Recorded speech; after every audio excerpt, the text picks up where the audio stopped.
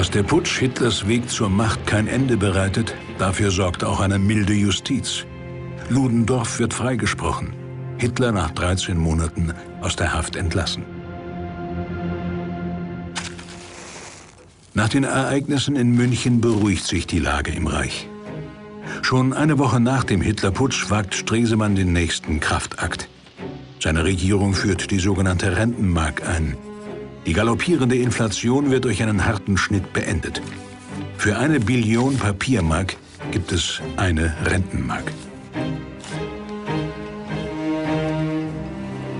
Stresemann hat die Republik durch ihre schwerste Krise geführt. Doch im Reichstag gerät der Kanzler wieder unter Druck. Also ich sehe ziemlich schwarz. Die Sozialdemokraten brechen mit ihm, weil er die Reichswehr in das rote Sachsen und Thüringen einmarschieren ließ. Die Deutschnationalen wollen ihn stürzen, weil er den passiven Widerstand gegen Frankreich beendete. Stresemann stellt die Vertrauensfrage. Der Regierung Stresemann haben das Vertrauen ausgesprochen 156 Abgeordnete. Für die Abwahl der Regierung 231 Abgeordnete. Nur 100 Tage war Stresemann Kanzler. Reichspräsident Ebert, der mit ihm die Krise meisterte, übt Kritik an seiner Partei, der SPD. Was euch veranlasst, den Kanzler zu stürzen, ist in 6 Wochen vergessen. Aber die Folgen eurer Dummheit werdet ihr noch 10 Jahre lang spüren. Stresemanns Bilanz war vielleicht das einzige Mal in der Weimarer Zeit eine heroische Erfolgsbilanz. Die Währung war stabilisiert durch den sehr grausamen, aber notwendigen Schnitt, die Einführung der Rentenmark. Die Putsche waren überwunden. Das war schon nach Weimarer Maßstäben eine große Erfolgsbilanz. Und Undankbarkeit ist in der Politik die Regel, nicht die Ausnahme. Stresemann denkt erst einmal an Rückzug aus der Politik. Meine Frau sagt, Sie begrüßen meinen Sturz. Vom ärztlichen Standpunkt kam er jedenfalls zur rechten Zeit. Stresemann leidet unter der Basedowschen Krankheit, eine Überfunktion der Schilddrüse, die das Herz schädigt und zum Schlaganfall führen kann. Sie müssen kürzer treten, Herr Stresemann, sonst kann ich bald nichts mehr für Sie tun. Sie müssen auf Ihren Mann Acht geben. Sie glauben doch nicht wirklich, dass mein Mann ein ruhigeres Leben aushalten würde. Warum denn nicht?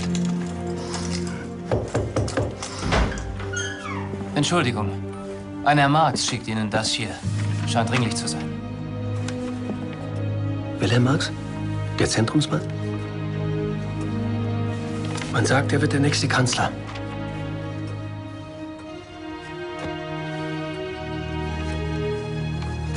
Sagen Sie ihm, ich bin in 1 Stunde da. Marx ist ein guter Mann.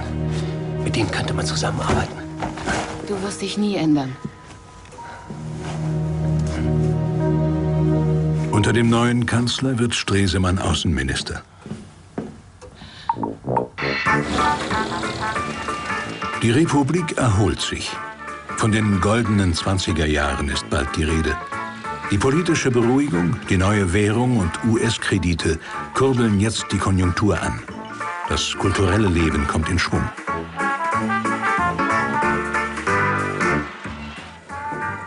Gustav! In der Dienstvilla des Außenministers herrschte reges Treiben. Käthe Stresemann gilt als First Lady der Weimarer Republik. Kanzler kommen und gehen, doch der Außenminister bleibt derselbe. Nach ihm wird sogar ein Anzug benannt, der Stresemann. Gestreifte Hose, graue Weste, dunkles Jackett. Ein Markenzeichen. Der Minister gibt den Ton an. Einmal auch auf der Leinwand. Er ist einer der ersten, die den neuen Tonfilm erproben dürfen. Im zeitgemäßen Tempo. Dass ich heute in der Lage bin, im Bilde zu Ihnen zu sprechen, ist ein lebender Beweis dieser Entwicklung. Mögen beide Industrien fortschreiten in dieser Entwicklung. Möge es ihnen möglich sein, nicht nur in der Heimat, sondern auch draußen in der Welt, durch ihre Erzeugnisse ein Bild zu geben von deutscher Geistes- und Schaffenskraft und dafür zu sorgen, dass deutscher Geist und die Anerkennung deutscher Technik auf die Welt durchdringen. Die Welt durchdringen will Stresemann auch im schweizerischen Locarno. 1925 auf einer internationalen Konferenz. Die Beziehungen zu Paris sollen verbessert werden. Stresemann verzichtet nunmehr endgültig auf das an Frankreich abgetretene Elsass-Lothringen. Eine Geste des guten Willens, die beim französischen Außenminister auf fruchtbaren Boden fällt. Aristide Briand, der auch einen Neuanfang wünscht. Im Gegenzug will Stresemann ein rasches Ende der Besetzung von Rhein und Ruhr. Nach dem Ruhrgebiet muss jetzt auch das Rheinland vollständig geräumt werden. Sonst wird das nie ein richtiger Friede zwischen unseren Völkern. Und die Menschen in Deutschland wollen den Frieden. Aber der Versailler Vertrag nimmt ihnen die Luft zum Atmen. Wenn sie sehen könnten, wie Fahren Sie sehr... nicht fort, sonst bringen Sie uns noch alle zum Weinen, lieber Stresemann. Ich bewundere Ihre Kühnheit. Aber Sie müssen uns Zeit lassen. Wissen Sie, die französische Öffentlichkeit ist noch längst nicht so weit wie Sie. Ich weiß. Aber ich weiß nicht, ob ich noch die Zeit dazu habe. Stresemann hat einige Jahre nach dem Krieg eine entscheidende Einsicht gewonnen, dass Deutschland außenpolitisch nur Erfolg haben könne, wenn es auch die Perspektive der anderen Mächte mit einbezieht und in Kooperation, in einer grundsätzlichen Übereinstimmung mit den anderen Mächten Politik macht. Genf 1926. Deutschland wird Mitglied im Völkerbund, einem Vorläufer der UNO. Bisher war es ausgeschlossen. Doch Briand und Stresemann haben den Weg geebnet. 8 Jahre nach Kriegsende kehrt das besiegte Deutsche Reich in die Staatengemeinschaft zurück. Die Verständigungspolitik findet in der Welt große Anerkennung. Gemeinsam mit Briand erhält Stresemann den Friedensnobelpreis.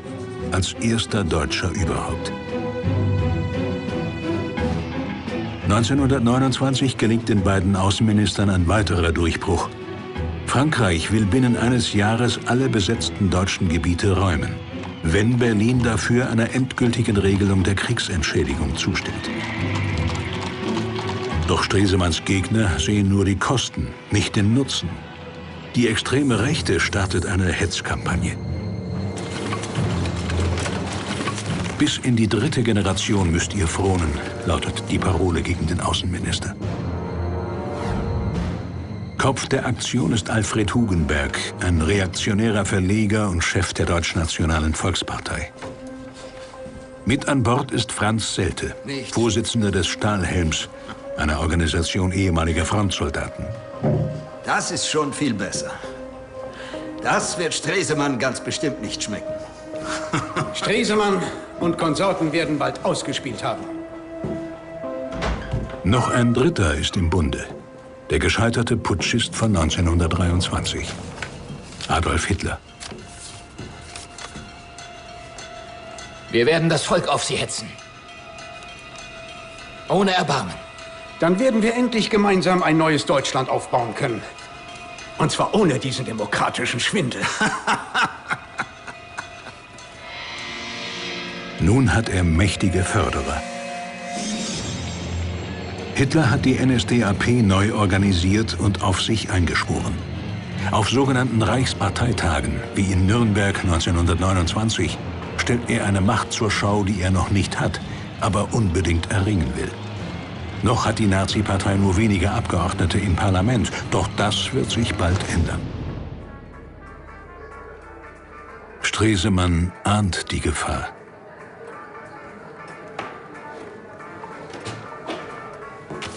Er spürt, dass Parolen von ewiger Knechtschaft mehr verfangen als Appelle der Versöhnung.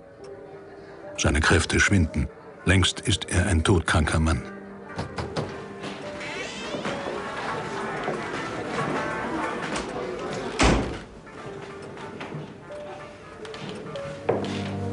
Unsere Gäste warten. Hugenberg schreckt vor nichts zurück. Paktiert mit Hitler. Sie wollen dich und die Republik ruinieren. Du musst jetzt in jede Schule, in jede Universität die jungen Menschen zurückhalten vor diesen Verführern. Aber mir fehlt die Kraft. Komm. Es wird dich ablenken.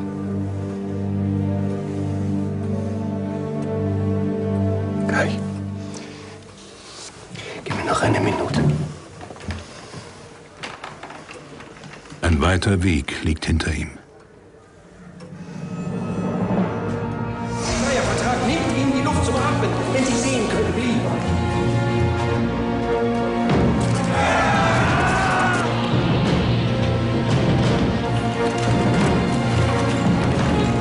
Ich habe mich nicht nach diesem Amt gedrängt.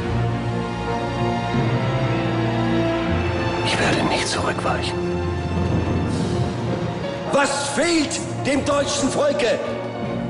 Uns fehlt der Mut zur Verantwortlichkeit.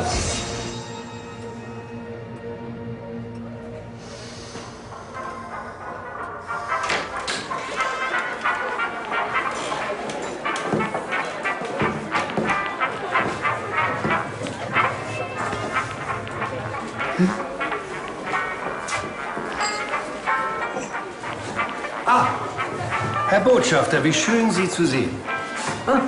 Wenn schon die Reparationen nicht fließen, so halte ich mich wenigstens gütlich an Ihrem vorzüglichen Champagner. Bitte, schädigen Sie uns so viel Sie können.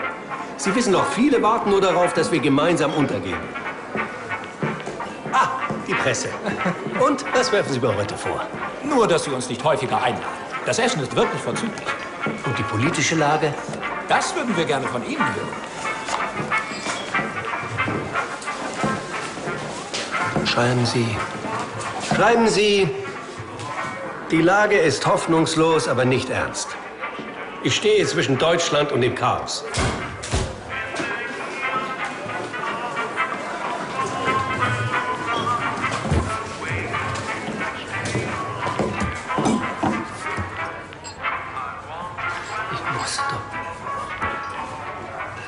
Ich muss durchhalten. Ich muss. In den frühen Morgenstunden des 3. Oktober 1929 erleidet Gustav Stresemann einen Schlaganfall. Er stirbt im Alter von 51 Jahren.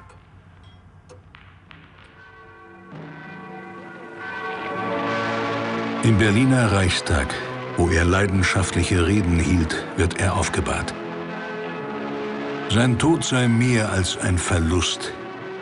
Er sei ein Unglück, lautet ein Zitat jener Tage. Der Staatsakt wird zum Volksbegräbnis. Hätte Stresemann das Scheitern der Republik verhindern können? Sicher hätte er die Demokratie nicht kampflos preisgegeben. Gustav Stresemann ist insofern auch heute noch beispielhaft und vorbildlich. Der hat nie den Gedanken gehabt, hinzuwerfen. Das ist mir zu viel, weil irgendwelche Leute ihm nicht Beifall zollten. Sondern er hat gekämpft bis wirklich zum Schluss.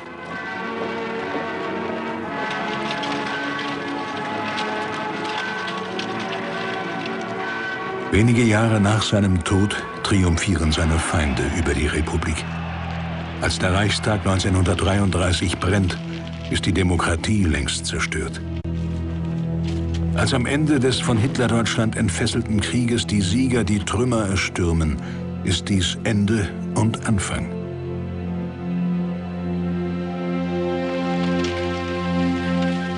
Zunächst erhält nur ein Teil der Deutschen die zweite Chance für einen demokratischen Neubeginn.